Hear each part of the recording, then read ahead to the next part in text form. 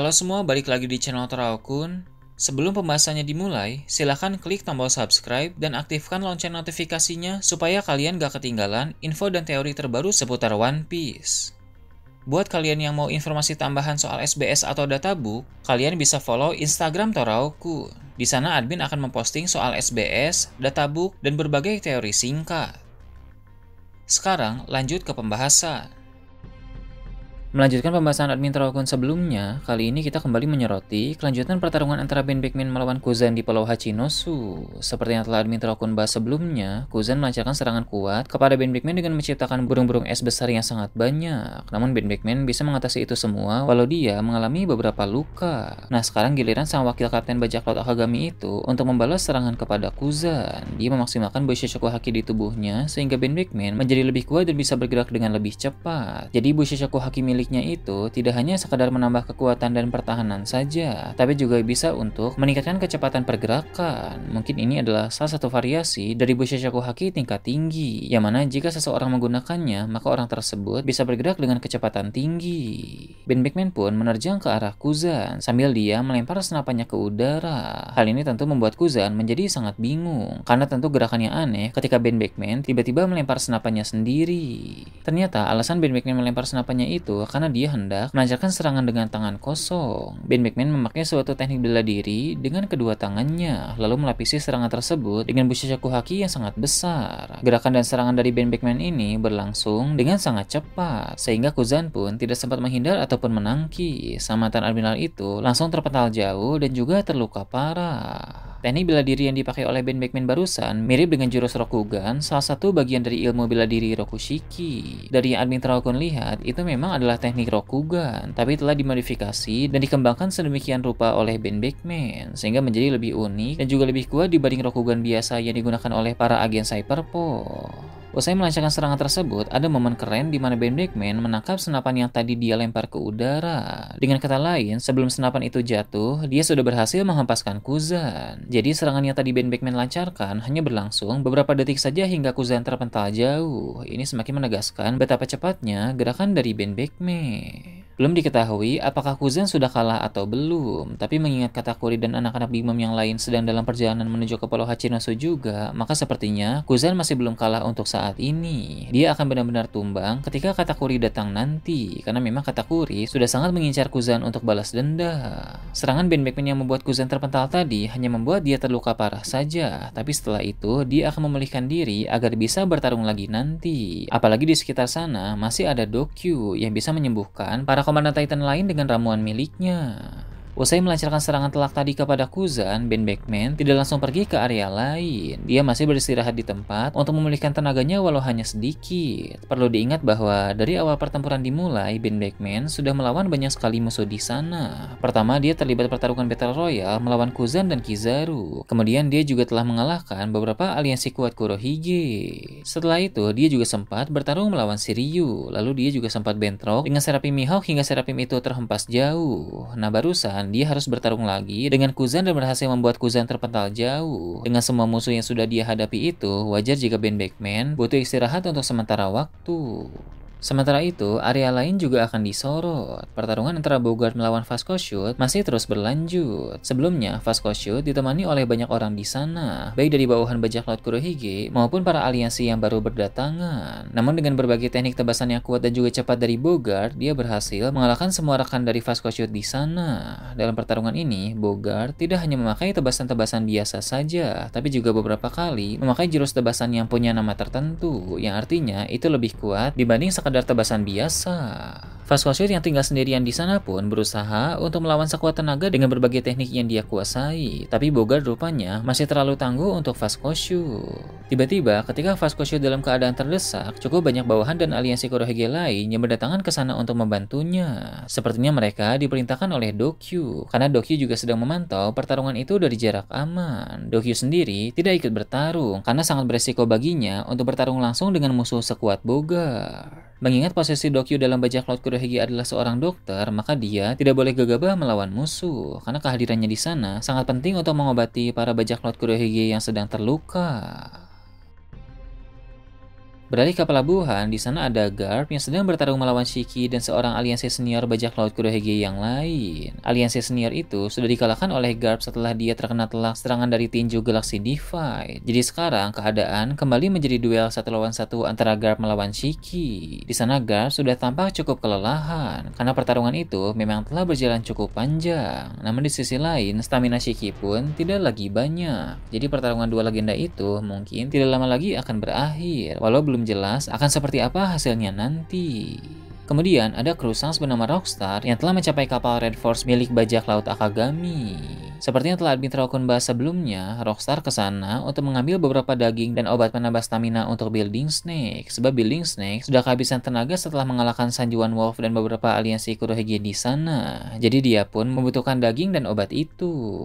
Rockstar pun bergegas cepat untuk membawa obat itu ke tempat Building Snake. Begitu dia memberikan daging dan obat tersebut, energi Building Snake pun kembali terisi lagi. Walau memang energi yang pulih tidak banyak, dia tidak kembali ke dalam mode prima seperti sebelumnya. Tapi setidaknya Building Snake sudah bisa bergerak dan beraksi kembali. Peran Building Snake dalam pertempuran di Pulau Hachinosu ini memang cukup penting, mengingat dia adalah salah satu kru inti dalam bajak laut Akagami.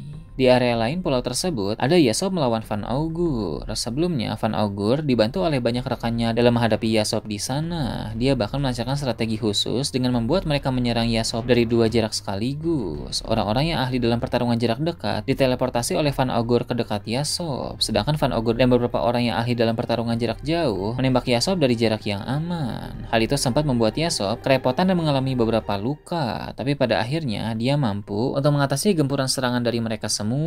Dengan Kenbunchoku Haki tingkat tinggi yang bisa melihat cukup jauh ke masa depan, Yasop berhasil mengalahkan rekan-rekan dari Van Augur itu, sehingga sekarang tersisa Van Augur seorang diri. Merasa keadaan tidak menguntungkan, Van Augur pun memakai kemampuan teleportasinya untuk pergi dari sana. Kekuatan Van Augur ini memang sangat merepotkan, karena dia selalu bisa pindah tempat secara instan. Yasop sendiri mengakui bahwa buah iblis teleport itu sangat sempurna untuk seorang penembak jitu, karena ketika musuh mendekat, dia bisa langsung berteleportasi ke tempat lain. Yasop sebenarnya berniat mencari kemana Van Augur pergi, tapi dia melihat di area sekitar sana ada banyak kru bajak laut Akagami yang sedang dalam keadaan terdesak akibat menghadapi para musuh, sehingga Yasop pun memutuskan untuk membantu mereka terlebih dahulu. Lalu di tempat lain lagi, ada Smoker yang sedang bertarung melawan salah satu aliansi kuat Kurohige. Sebelumnya, Smoker yang baru datang sebagai bala bantuan bisa mengalahkan banyak anak buah Kurohige dengan kekuatan logia asapnya. Namun aliansi Kurohige yang muncul kali ini sangat hebat dalam Bushichoku Haki, sehingga pertarungan itu pun menjadi semakin sengit. Di sini, Smoker akan memakai beberapa jurus baru yang belum pernah kita lihat sebelumnya. Namun aliansi Kurohige yang berhadapan dengannya itu pun menguasai beberapa teknik yang hebat, sehingga keadaan menjadi semakin panas.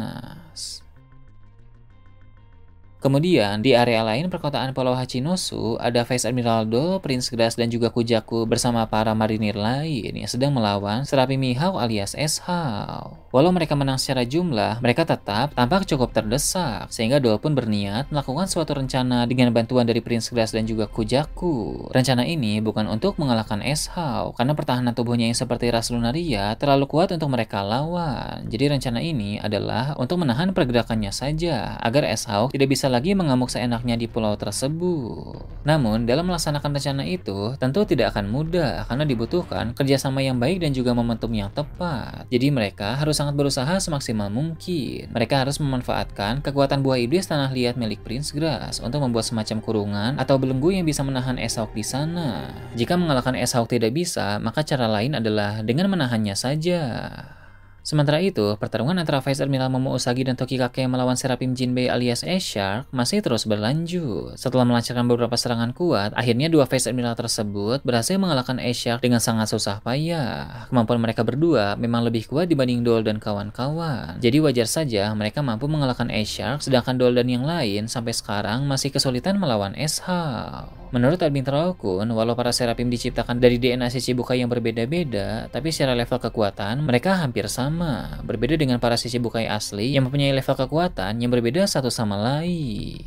Kembali menyoroti Momo Usagi dan Tokikake, kini mereka kelelahan sehingga butuh waktu istirahat sedikit untuk memulihkan sedikit tenaga, tapi mereka malah menjadi incaran para bawahan Kurohige. Untung saja Kobi dan Helmeppo muncul di tempat itu. Kobi sudah menitipkan puding di kapal angkatan laut, sehingga gadis itu pun kini sudah aman. Kobe juga sudah berhasil mengalahkan para bawahan aliansi Kurohige yang tadi berniat mengganggu pertempuran Garp. Jadi kini, Kobe dan Helmeppo pun bisa datang untuk membantu Momo Usagi dan Tokikake.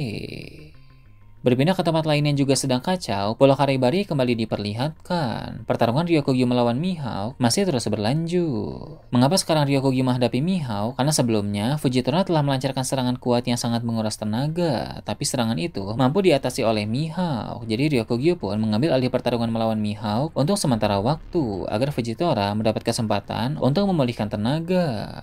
Ryokugyu memang sudah terpisah dari lawan sebelumnya yaitu Crocodile. Jadi tentu hal pertama yang sekarang akan dia lakukan adalah membantu Fujitora untuk menghadapi Mihawk selagi rekannya itu memulihkan tenaga.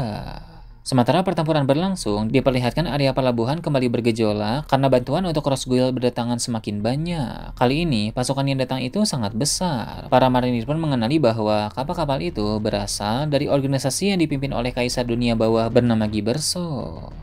Beralih ke tempat lain yang jauh dari sana, para agen CP0 yang memburu Vivi mulai ditampilkan kembali. Mereka sudah mengalahkan pasukan bayaran yang disewa oleh Morgan. Nah sekarang, mereka sedang berbicara dengan seorang kesatria suci yang sedang bergerak untuk memburu Vivi juga. Misi pencarian Vivi ini memang sangat penting. Jadi walau Marijoy sedang kacau, pihak pemerintah dunia tetap mengutus seorang kesatria suci untuk pergi melaksanakan misi tersebut. Dia pun akan bertemu dengan para agen CP0 itu, lalu melakukan pencarian bersama-sama. Kesatria suci ini diperlihatkan dari keluarga Roswell sama seperti Carlos. Berpindah ke tempat lain lagi, 4 kapten divisi armada besar bajak laut topi jerami juga kembali mendapat sorotan. Mereka sedang bertempur melawan pasukan angkatan laut dan sekelompok bounty hunter. Saat ini, Cavendish sedang bertarung melawan bos dari para bounty hunter itu. Cavendish memasuki mode setengah Hakuba untuk melancarkan berbagai serangan cepat, tapi bos bounty hunter itu mampu bertahan sehingga sebentar lagi mode Hakuba milik Cavendish akan segera berakhir. Namun sebelum itu, Cavendish mencoba sesuatu yang baru dalam mode setengah Hakuba itu. Bila sebelumnya dia mengandalkan kecepatan, kini Cavendish akan mengandalkan kekuatan. Jadi kecepatan pergerakannya memang akan menurun, tapi kekuatan serangannya mengalami peningkatan drastis. Rupanya hal itu cukup efektif untuk menghadapi bos bounty hunter itu. Cavendish berhasil membuatnya menjadi sangat terdesak. Nah itu tadi berbagai hal menarik pada pembahasan channel Trollkun kali ini. Gimana menurut kalian? Silahkan tulis di kolom komentar di bawah. Oke, segitu aja untuk pembahasan kali ini. Jangan lupa like, share, dan subscribe untuk video menarik selanjutnya. Gue Trollkun, Shambles.